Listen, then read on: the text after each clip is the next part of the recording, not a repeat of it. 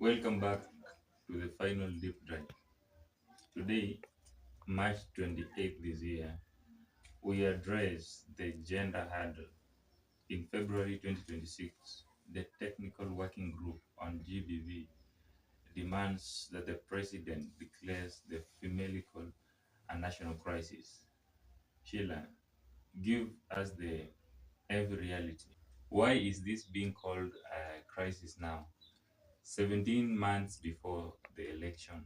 The statistics from the TWGR report, January 27, 2024, are staggering.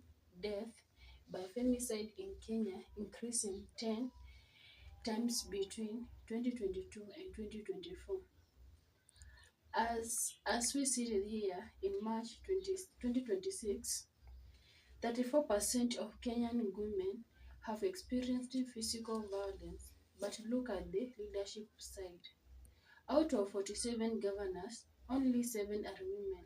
In the National Assembly, we are still 117 members short of the two-thirds rule. We are entering 2027 with a massive deficit of both safety and.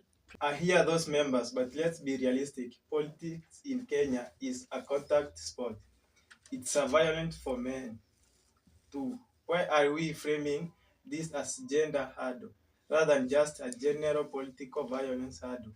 Is it possible that women aren't succeeding simply because they aren't aggressive enough for the Kenyan arena? Not about aggregation, Cyprian. It's about the type of violence. A man is attacked by his policy. A woman is attacked for morality.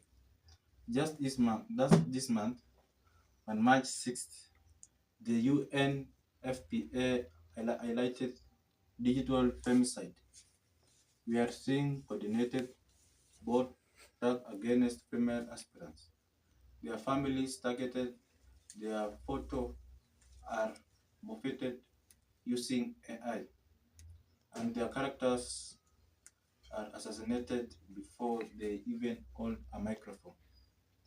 A man does not have a defend his role as a parent while running for MCM. A woman does.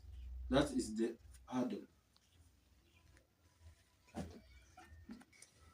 Warren, we've had the 2010 constitution for 16 years now. Why is the two-third rule still a myth in 20? Cedric, is failure a legislative goodwill? We have Article 27 and Article 8B, but we lack the enforcement mechanism. In March 2026, the TWG recommended amending the penal code to formally define femicide as a distinct offense to stop the informal settlement at the family level. But when it comes to elections, the Political Parties Act is still weak. Parties prefer bankable candidates and become of historical economic marginalization.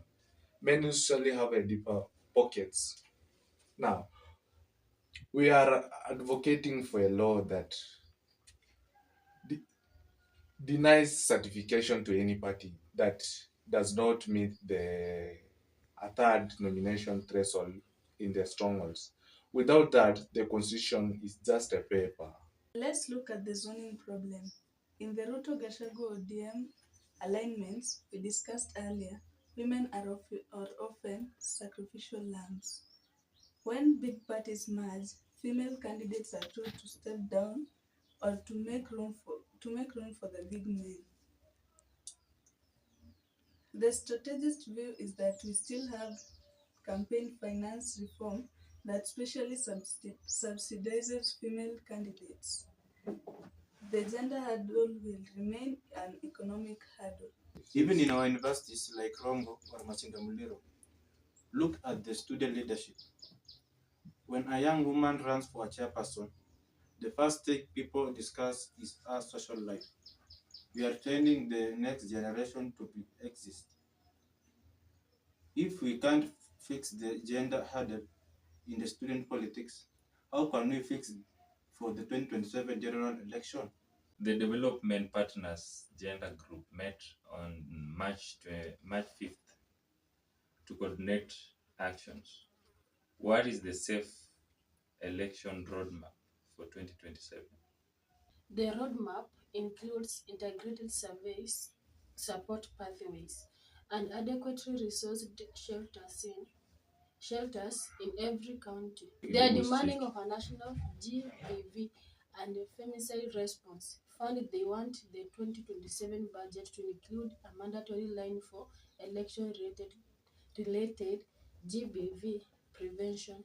Funding is one thing, but can you change culture in 17 months? Can you stop a man in a village from thinking a woman should not lead him just by passing a budget? You change culture by visibility. The 7 women governors we have now, Waiguru, Wanga, Kihika, and the rest, are the best advertisement of female leadership. If we deliver on roads and hospitals, the culture shift. The goal for 2027 is to be 15 women governors.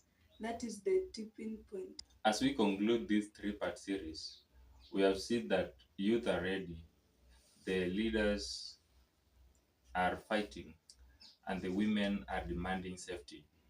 For a group of 10, this has been an audit of the Kenyan March 2026.